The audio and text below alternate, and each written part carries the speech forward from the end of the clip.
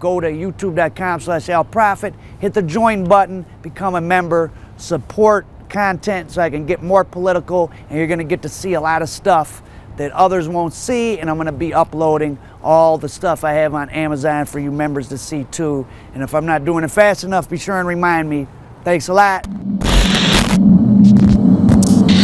So Anthony Tony Provenzano, you're seeing some footage of him that I digitized from the Walter P. Reuther film archives. No one's ever seen this before. This is footage of him going in and out of the grand jury in Detroit when Hoffa was still missing, right, when the case was fresh. One of the theories of why Hoffa was killed was his beef with Tony Pro.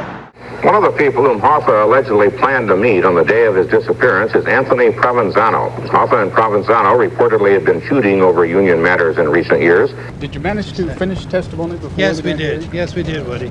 Why so brief, sir? It wasn't that brief. No? They asked questions and we gave answers. All this afternoon.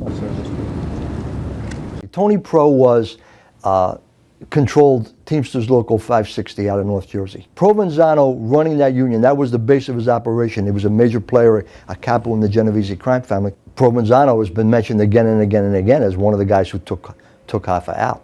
And that goes back to what was going on back then with Frank Fitzsimmons, and the wise guys didn't want Hoffa back in power because they were happy with what Fitzsimmons was doing, and Hoffa was talking about. It was funny, I mean, at the end. Provenzano is the most talked about figure in the Hoffa investigation.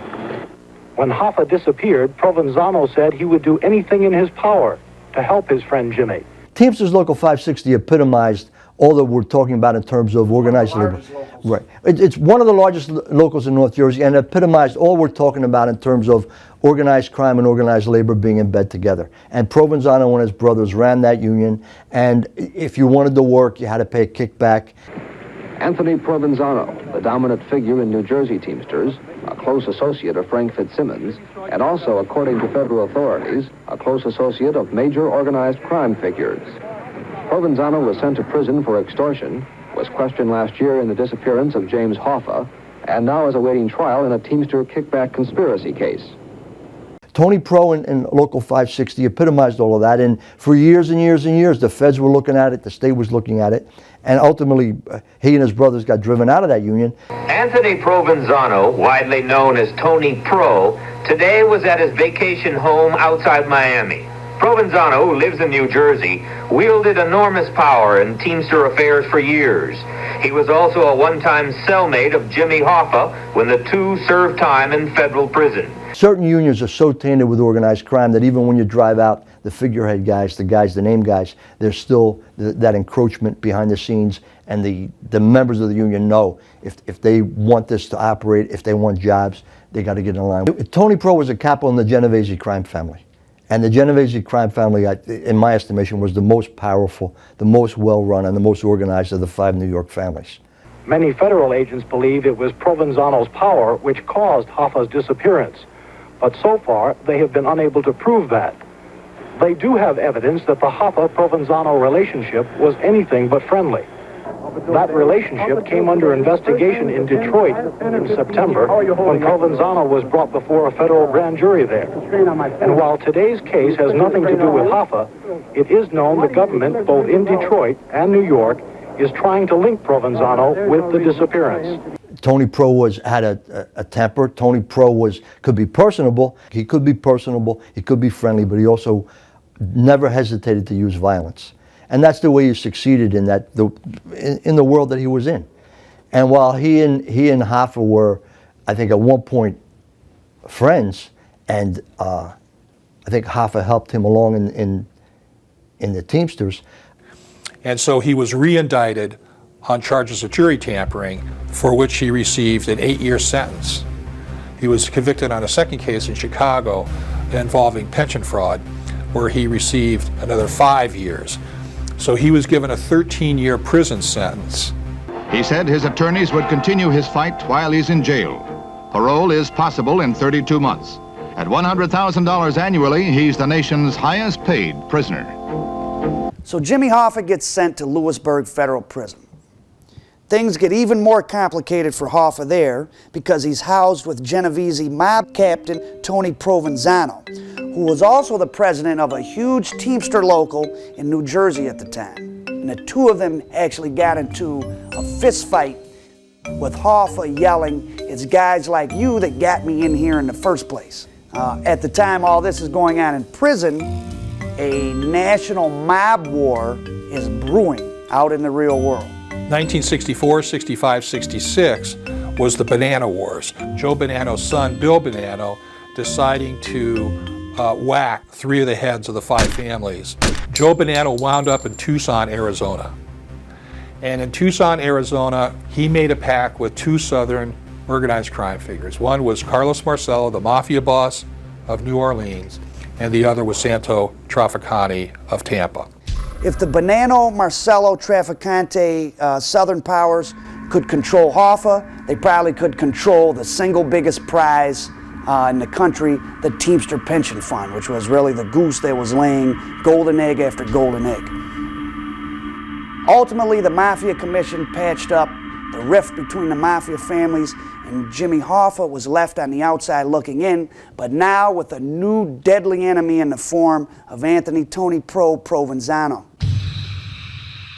A murderer upstairs, or a man with 50 years alongside of you, and when you're trying to sleep under those conditions, unless you have a tremendous willpower, you're constantly with one eye open, looking to see whether or not you'll survive the night for the next day.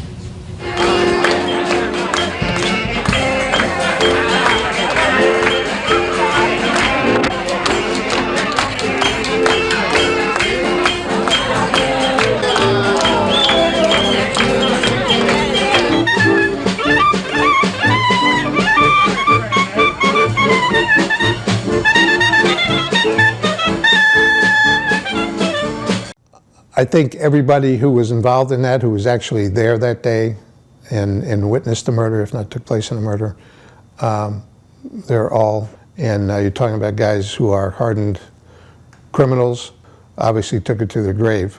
And one of Joe Thomas's sources tells her that the following day, December 4th, is going to be appearances at the grand jury of Jimmy Hoffa's killers.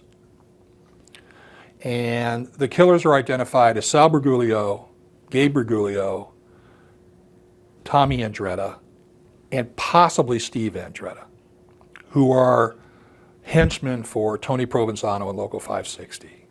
The government is trying to force a New Jersey Teamster official named Stephen Andretta to talk to a grand jury here. Andretta is business agent of Anthony Provenzano's union local, and his brother is one of those accused by an informant of participating in Hoffa's murder.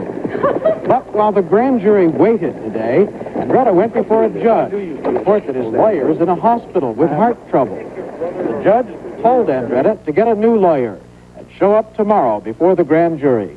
And he'd go visit Tony Pro, say hi, and just kibitz with him, thinking at some point in time, maybe he would make a deathbed confession about what happened. Tony Pro's on his deathbed, he calls for the agent. The agent comes in thinking, okay, this is it. And Tony Pro says to him, you want to know what happened to Jimmy Hoffa? And the guy just says, yeah, sure.